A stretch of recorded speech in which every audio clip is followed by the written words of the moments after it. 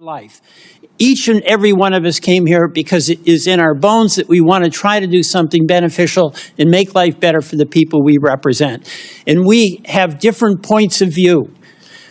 But instead of this Congress debating those different points of view about oil exploration or about clean energy, about a good healthcare system, what we do is turn that debate into personal accusations of motivations, of cover-up, of conspiracy, of bad character, of demeaning folks who disagree with us. So we never get to the discussion about how do we have a healthcare system that works for the people in Texas, the people in Louisiana, and the people in Vermont. We never get to the discussion about are we going to deny the reality of what you know is true, climate change, and how do we address that in a way that maintains a strong economy and actually builds a strong economy.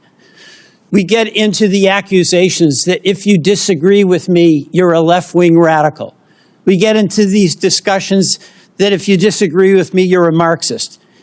We get into these discussions that fan the perception of the people we all represent. In a heated Senate address, a senator sounded the alarm, not just about President Biden, but about Congress itself. He argued that the real constitutional crisis isn't hidden in scandals or cover-ups, but in Congress's failure to debate the real issues that matter to the American people. Senator Cornyn indicated the view of the hearing is that there was a constitutional crisis as a result of the cover-up of President Biden's decline. I believe there is a constitutional crisis. It's the collapse of Congress asserting its Article I authority to make decisions about the well-being of the American people. What has this Senate debated in the months that we've been here, other than nominations? Have we discussed the possible war with Iran? Have we had a serious discussion on the floor about the massive and mounting debt? Have we had any discussion about the abdication of congressional spending authority by the impoundment actions of an administration?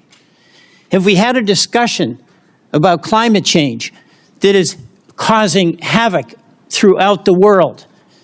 What we've done is gone to the floor and haven't debated. We've gone to the floor and voted on nominations. There's another issue of great concern to me, because I have enormous respect for my colleagues. Each and every one of us who was elected, it's the highest honor of our life. Each and every one of us came here because it is in our bones that we want to try to do something beneficial and make life better for the people we represent. And we have different points of view. But instead of this Congress debating those different points of view, about oil exploration or about clean energy, about a good healthcare system, what we do is turn that debate into personal accusations of motivations, of cover-up, of conspiracy, of bad character, of demeaning folks who disagree with us. So we never get to the discussion about how do we have a healthcare system that works for the people in Texas, the people in Louisiana, and the people in Vermont. We never get to the discussion about are we going to deny the reality of what you know is true, climate change, and how do we address that in a way that maintains a strong economy and actually builds a strong economy. We get into the accusations that if you disagree with me, you're a left-wing radical. We get into these discussions that if you disagree with me, you're a Marxist. We get into these discussions that fan the perception of the people we all represent, who desire nothing more than be able to take care of the families, live with some security, make a contribution in the communities where they live. That if a person disagrees with you, they are a bad person.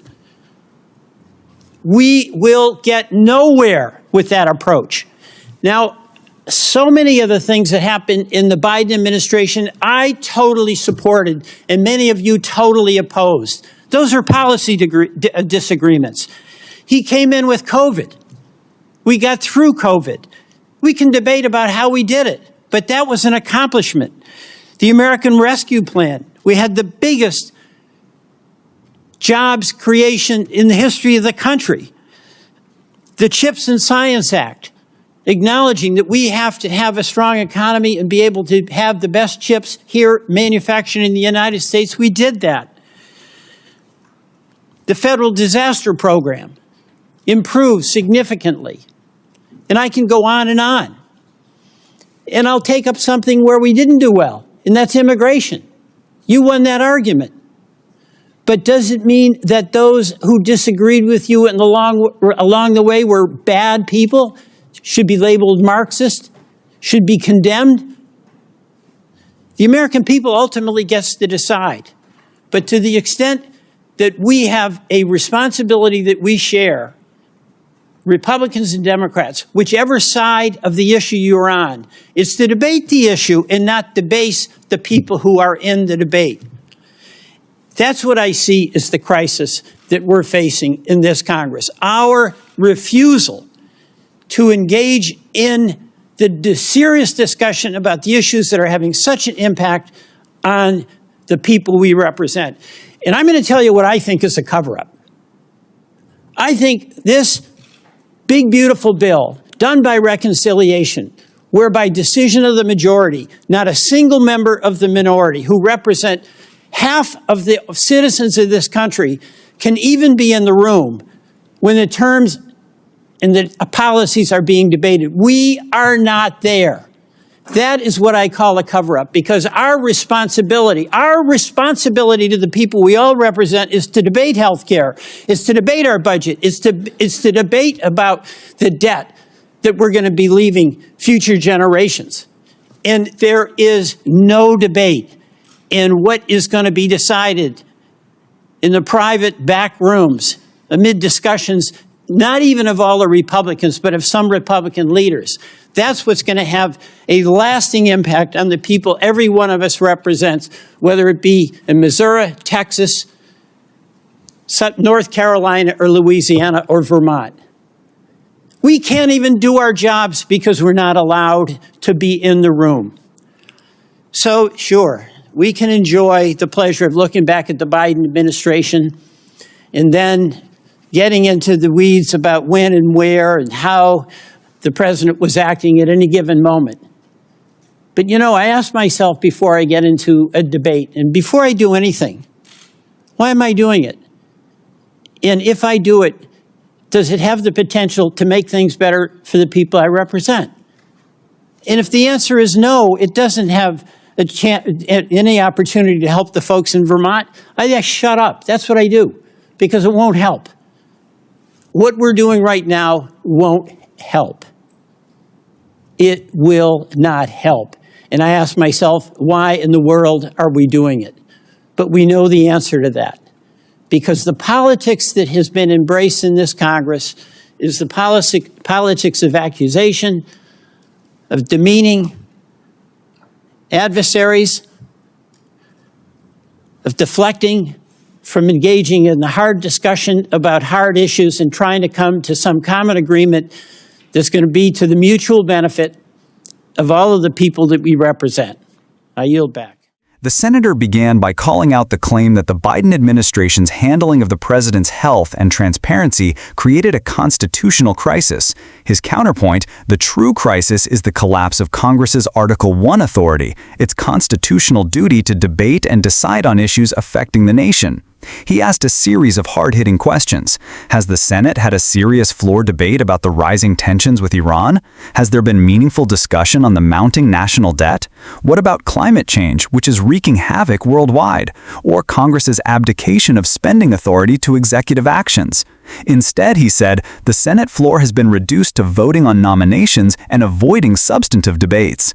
The Senate expressed deep respect for his colleagues, recognizing their dedication and honor in serving the American people. But he lamented that instead of debating policies like energy, healthcare, or climate change, Congress has fallen into a pattern of personal attacks, labeling opponents as radicals, Marxists, or conspirators. This, he warned, leads nowhere. The people back home, in Texas, Louisiana, Vermont, and across the nation, don't care about name-calling. They want healthcare that works, an economy that grows, and the ability to provide security for their families. The senator pointed to Biden-era policies, managing through COVID, the American Rescue Plan, historic job growth, the CHIPS and Science Act to strengthen U.S. manufacturing, disaster program improvements.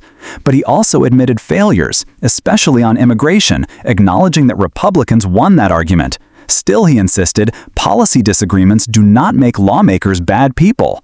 The real cover-up, he argued, is happening in Congress itself, massive bills being written and decided in private rooms through reconciliation without debate or participation from half of Congress. Decisions with lasting national impact are being crafted behind closed doors, without transparency and without input from members who represent millions of Americans. Instead of debating healthcare, debt, or budgets in the open, Congress is locked in a cycle of accusations, distractions, and political theater. He ended with a powerful reflection.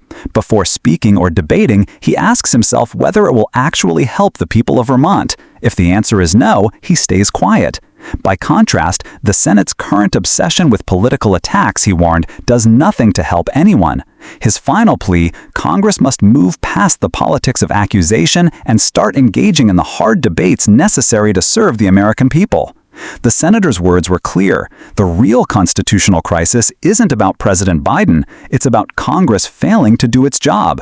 Until lawmakers debate real issues like healthcare, debt, climate change, and the economy, the American people will be left waiting.